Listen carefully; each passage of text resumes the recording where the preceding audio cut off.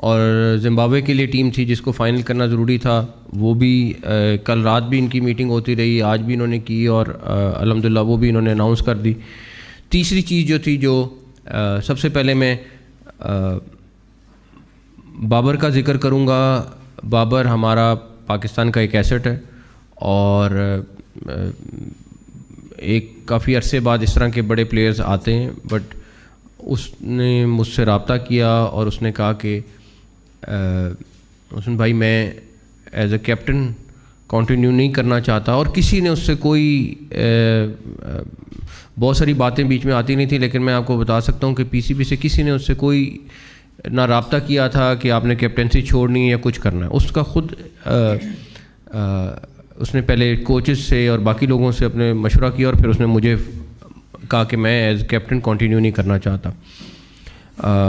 اس کا جو بھی فیصلہ تھا وہ اپنی گیم پہ زیادہ فوکس کرنا چاہتا ہے, اور ہم سب کی خواہش ہے کہ وہ اپنی فارم میں واپس آئے اور اسی طرح کی پرفارمنس دے جس طرح کی وہ ماشاءاللہ سے پہلے دیتا رہا ہے. تو اس کے ڈیسیژن کے بعد ہم ڈیفینیٹلی ہم نے اپنا انٹرنلی مشاورت شروع کی. میں نے 5 مینٹورز کے ساتھ اور 5 سلیکشن کمیٹی کے ممبرز کے ساتھ اس کے اوپر بڑی ڈیٹیل میں ڈسکشن کی, اور سب لوگوں کا یہ مشترکہ تقریباً مشترکہ یہ رائے تھی کہ رضوان جو ہیں وہ بابر کے بعد کیپٹن بننے چاہیے, اور آغا جو ہے وہ وائس کیپٹن. تو یہ مینٹورز اور سلیکشن کمیٹی کی میجورٹی کا یہ ڈیسیژن تھا, اور ہر ایک نے اپنی اپنی علیحدہ علیحدہ رائے دی. اور اس ساری رائے کو دیکھتے ہوئے میں ڈیفینیٹلی میری رضوان سے پھر کل تفصیلاً بات ہوئی, ڈیٹیل میں ملاقات ہوئی, اور یہ سلیکٹرز وغیرہ کی بھی ان کے ساتھ بات چیت چل رہی تھی, پھر سلمان سے بھی بات چیت ہوئی.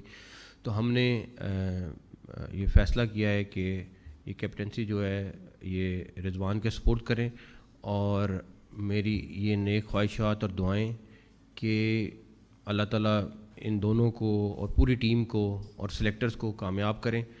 جو سپورٹ چاہیے وہ ہم دیں گے. میں آج بھی ایک چیز کا بلیو کرتا ہوں کہ ہمیں ینگ ٹیلنٹ کو موقع دینا ہوگا, ہمیں اپنے ڈومیسٹک کرکٹ کو عزت دینی ہوگی, اور ہم جتنا بھی کر لیں جب تک اس ینگ ٹیلنٹ کو ساتھ ساتھ لاتے نہیں رہیں گے اور ایک جگہ پہ جا کے رک جائیں گے تو رزلٹ اسی طرح کے آئیں گے. تو اس کے لیے میرا خیال ہے کہ میں اگر عاقب کی اور ساری سلیکشن ٹیم کی وہ اپریشیٹ نہ کروں کہ جس طریقے سے انہوں نے آخری 2 ٹیسٹ میچز میں محنت کی ہے, اور کس طریقے سے انہوں نے میں آپ کو بتا نہیں سکتا کہ 2 دن نان سٹاپ یہ کام کرتے رہیں, اور اس کے بعد ڈیفینیٹلی ٹیم نے بھی پرفارم کیا, لیکن اس جیت کے پیچھے اس سلیکشن کمیٹی کا بہت بڑا ہاتھ ہے. تو ان کو اپریشیٹ کرنا بہت ضروری ہے. سلیکشن کمیٹی اور کیپٹن اور کوچز وغیرہ مل کے انشاءاللہ تعالیٰ ایک اچھے کمبینیشن کے ساتھ آگے آسٹریلیا بھی کھیلیں گے, اور زمبابوے بھی, اور آگے ساؤتھ افریقہ بھی. تو اس کے بعد میرے خیال ہے میرے سے زیادہ آپ کے سوالات عاقب سے اور رضوان سے اور آغا سے ہوں گے, تو بٹ جس کے بھی ہوں گے, بٹ میری دوبارہ سے نیک خواہشات سب کے لیے. Thank you. السلام علیکم سر. رانا ساجد 7 نیوز TV سے. سر سب سے پہلے تو مبارکباد کہ انگلینڈ کے خلاف ہم نے کم بیک کیا اور بڑا زبردست سیریز بھی جیتی, اور بہت زیادہ کرٹیسائز کیا جا رہا تھا, اور ایون یہاں تک کہا کہ آپ کو کرکٹ کا بالکل پتہ نہیں ہے, لیکن آپ نے کہا وقت آنے پہ جواب بھی دیں گے. اور یہ سارا جو ٹینیور تھا آپ نے بڑے تحمل سے برداشت بھی کیا اور ساری چیزیں کی. اب تاثرات کیا ہیں, اور اسپیشلی کیپٹن وائس کیپٹن کی اناؤنسمنٹ تو ہوگی, سلیکشن کمیٹی موجود ہے, تو کیا چیف سلیکٹر کی اناؤنسمنٹ کا بھی کوئی پلان ہے یا اس کو بھی ہم اس پہ رکھیں گے؟ کہ تھینک یو. میں کسی کو پرانے وقت کو کرٹیسائز نہیں کرنا چاہتا, لیکن دیکھیں اس ٹائم پہ بھی کل بھی ہم بیٹھے ہوئے تھے, کسی ایک کیٹیگری کے ہمیں پلیئرز چاہیے تھے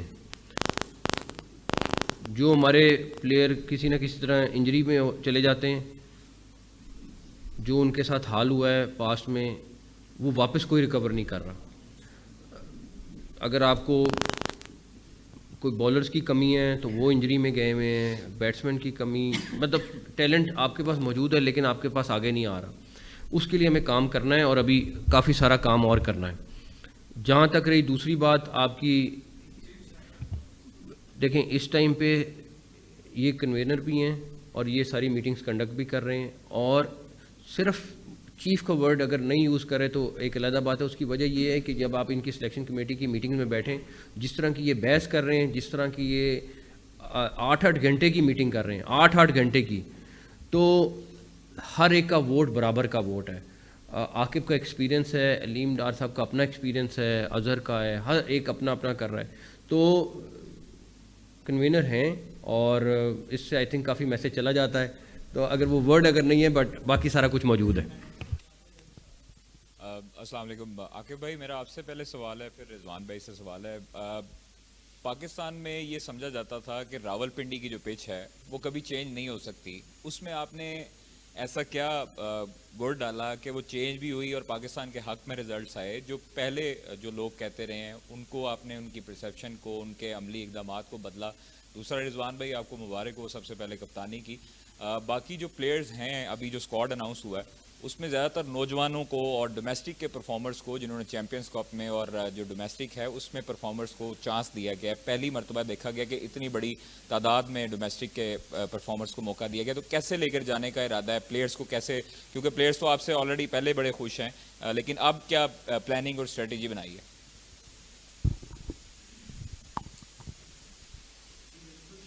جیسے آپ نے دیکھا کہ ہم بھی سنتے تھے کہ پچز نہیں بنتی اور ہمارے پاس اس طرح کے اسپنرز نہیں ہیں، جس کو کہ میں سمجھتا ہوں کہ اگر آپ کو تھوڑا نالج ہو اور آپ ہول ہارٹیڈلی محنت کریں تو ساری چیزیں اچیو ہو سکتی ہیں. اور جس طرح سے محنت کی ہے گراؤنڈ سٹاف نے ملتان کے اور پنڈی کے، آئی تھنک کہ ہم سب نے مل کے یہ ایک ٹاسک لیا کہ یہاں سے ہم نے اسپن پچ پروڈیوس کرنی ہے. تو الحمدللہ وہ پورا ہوا، اور میرا خیال ہے کہ چیزیں ہو سکتی ہیں اگر آپ ہول ہارٹیڈلی محنت کریں.